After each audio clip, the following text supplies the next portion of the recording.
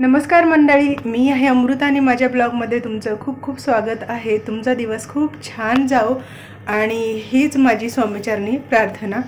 तर दिवाळी जवळ येत आहे आणि सगळ्यांच्या घरामध्ये जसा पसारा काढला आहे तसाच आमच्या घरामध्ये पण आता बघा भरपूर पसारा काढला आहे। मम्मी बाहेर गेलेले आहे, तोपर्यंत म्हणलं जेवढं आपल्याला जमतं तेवढं करून ठेवावं। आणि बघा आता हा पसारा तर काढला आहे, आता अख्खा पूर्ण दिवस जाणार आम्हाला। तर जास्त वेळ न घालवता आपण ब्लॉगला सुरुवात करूया आणि माझी किचनची साफसफाई पण अगदी 4 दिवसावरच आली आहे आणि आमची अजून साफसफाई सुरू आहे। तर खूप कामाची घाई पण होते, पण साफसफाई झाल्याशिवाय घर किंवा सण करायला चांगलं पण नाही वाटत, म्हणून खूप घाईने साफसफाई सुरू केली आहे।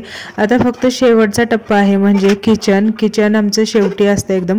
बघा खूप असा पसारा काढून ठेवला आहे, एकदम पूर्ण दिवस जाईल असं सगळी भांडी किचनमधले काढली आहेत। पोटमाळ्यावरची तरी घासून झालेली होती, हे फक्त डबे आणि छोटी मोठी ताट प्लेट वाट्या अशी भांडी होती, तर ती काढून घेतली। आणि मी आतमध्ये जी छोटी छोटी भांडी आहेत ती घासून घेतली आणि बाहेर डबे वगैरे ठेवले होते तर मम्मीने बाहेर घासून दिली ती डबे हे सगळे बाहेरच घासले आणि भिंतीवरतीच उन्हामध्ये सुकायला ठेवले।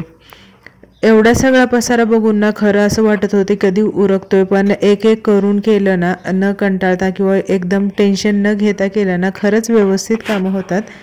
तर माझं हे असंच झालं होतं, खूप जिकडे बघेल तिकडे भांडीच दिसत होती किंवा पसाराच दिसत होता, पण काढला तर पाहिजे म्हणून डोकं शांत ठेवून सगळं काढलं। मम्मीने तो बाहेरच उरकलं होतं। आता माझी जी छोटी भांडी होती ती घासून झाली होती, उन्हामध्ये ठेवली आणि मग जी मांडणी आहे ना, आता तुम्हाला दिसते ना ती मांडणी, त्याच्यावरती पेपर टाकलेले असतात। प्रत्येक भांडी घासायच्या वेळेला ना ते पेपर काढून टाकतो आणि नवीन पेपर टाकतो आणि ते टाकायच्या आधी झाडून निरम्याचं पाणी करून ते पुसून घेते म्हणजे कसं झुरळ वगैरे येत नाहीत। तर बघा प्रत्येक वेळेला पेपर चेंज केलेला असतो, नवीन पेपर टाकलेला असतो, तर त्याच्यामुळे स्वच्छ पण दिसतं आणि डायरेक्ट मांडणीमध्ये ठेवण्यापेक्षा पेपरवरती चांगली वाटतात। तर माझं आतलं उरकायचं चाललं होतं तोपर्यंत मम्मीची भांडी होत आली होती।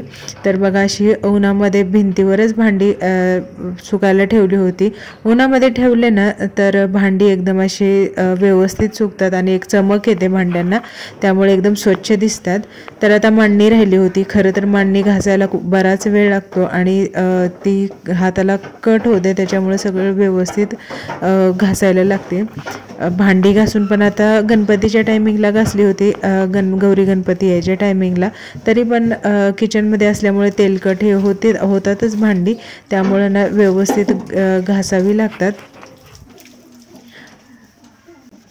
तर ती मांडणी व्यवस्थित चांगली घासून घेतली। वरच्या साईडने तर खूप घाण झाली होती, पाणी टाकून जास्त साबण लावून सगळं व्यवस्थित घासून घेतली।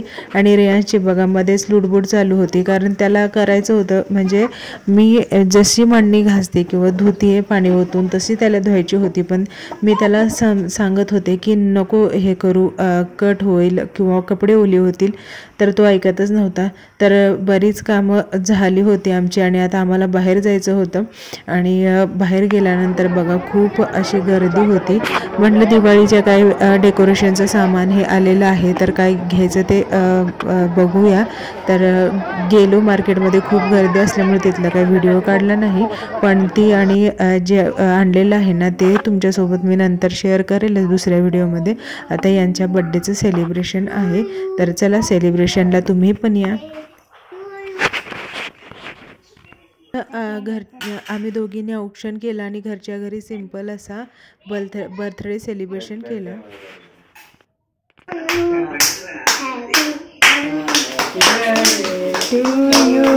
Happy birthday to you.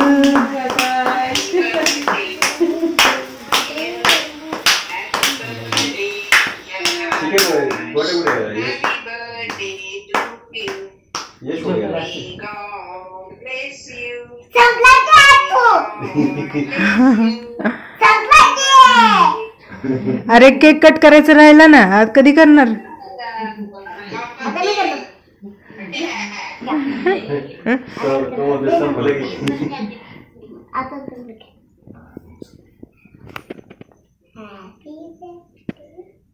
कसा वाटला हा व्हिडिओ मला नक्की कमेंट करून सांगा. व्हिडिओ आवडला असेल लाईक शेअर सबस्क्राईब.